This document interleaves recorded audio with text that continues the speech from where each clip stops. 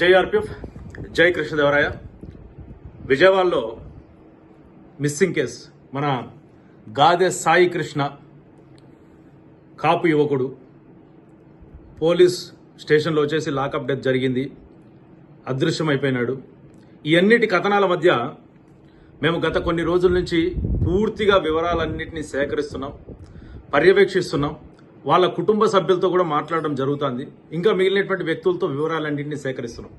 అయితే ఈ విజయవాడలో వచ్చేసి లాకప్ డెత్ జరిగింది అని చెప్తున్నటువంటి సాయి కృష్ణ, గాదె సాయి కృష్ణ విషయంలో నేను ఈ రాజకీయ పార్టీలన్నిటికీ ఒకటే చెప్పదలుచుకున్నాను. అసలు మీ ఇన్వాల్వ్మెంట్ ఇక్కడ దేనికి? ఒక కాపు యువకుడి యొక్క అదృశ్యమైందో, మర్డర్ జరిగిందో, లాకప్ డెత్ జరిగిందో, లేకపోతే ఏం జరిగిందో తెలియదు. అయితే ఈ యొక్క శవ రాజకీయాలను ఈ రాజకీయ పార్టీలు ఎందుకు చేస్తున్నాయి? ఒకరేమో జనసేన పార్టీకి సంబంధించినటువంటి వ్యక్తి అంటారు, ఇంకోరు రాధారంగం మిత్రమండలికి సంబంధించినటువంటి వ్యక్తి అంటారు, దాని తర్వాత కొంతమంది వైసీపీ యొక్క సానుభూతి పరుడు అంటూ. అంటే ఒక మనిషి చనిపోయి ఆ తల్లి వేదనకు గురవుతుంది.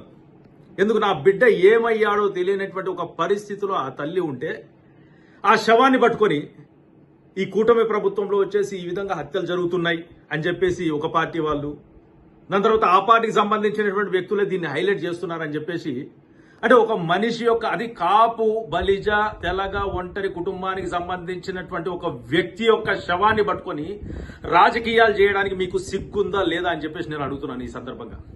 ఫస్ట్ మీరు తెలుసుకోవాల్సింది ఏంటంటే, ఆ కుటుంబానికి ఏ విధంగా మీరు ఆదుకుంటాండారు, ఏ విధంగా సహాయ సహకారాలు అందిస్తాండారు, ఆ వ్యక్తి యొక్క అదృశ్యమైనటువంటి ఆ కేసును ఏ విధంగా ఛేదిస్తాండారు, ఆరోపణలకు సంబంధించినటువంటి వ్యక్తి సిఐ నాగరాజు అనేటువంటి వ్యక్తి మూలంగా ఆల్రెడీ ఒక దళిత యువకుడు వచ్చేసి పురుగుల మందు తాగి చనిపోయినటువంటి విషయం తెలిసి కూడా వాడేదో పెద్ద సేవా తత్పరుడు అని చెప్పేసి కొంతమంది ప్రచారం చేస్తున్నాడు. అసలు వాడిని వెనకాల వేసుకొని రావడానికి గల కారణం ఏంటి అని చెప్పేసి నేను ఈ సందర్భంగా ప్రశ్నిస్తున్నా. వాడిని వెనకాల వేసుకొని వచ్చేటువంటి వాళ్ళకు ఎందుకంటే ఈ మధ్య వచ్చేసి కాపు బలిజ తెలగ ఒంటరి సామాజిక వర్గానికి చెందినటువంటి వ్యక్తుల యొక్క పైన దాడి, వాళ్ళ ఆస్తులను వచ్చేసి లాక్కోవడం, వాళ్ళ భూములను ఆక్రమించుకోవడం. మొన్న కందుకూరులో జరిగినటువంటి ఉదంతం ఇంకా మర్చిపోకముందే మొన్న ఒక అబ్బాయి చనిపోయాడు, దాని తర్వాత అంబటి దీపు అనేటువంటి వ్యక్తి యొక్క మరణం జరిగింది, దాని తర్వాత ఇతని యొక్క మరణం జరిగింది. అంటే నేను ఇక్కడ అడిగేది ఏంద్రా అంటే, బలిజ కాపు తెలగ ఒంటరి సామాజిక వర్గానికి కూడా నేను ఒకటే చెప్పదలుచుకున్నాను. ఏంద్రా అంటే, ఈ యొక్క జాతిని, ఈ యొక్క కులాన్ని ఏ విధంగానైనా రోడ్డుకు లాగాలని ప్రయత్నిస్తున్నటువంటి ఈ రాజకీయ పార్టీల యొక్క కుయుక్తులను మీరు గమనించుకోవాలి. ఇక్కడ మనకి ఎవ్వడూ సపోర్ట్ లేడు.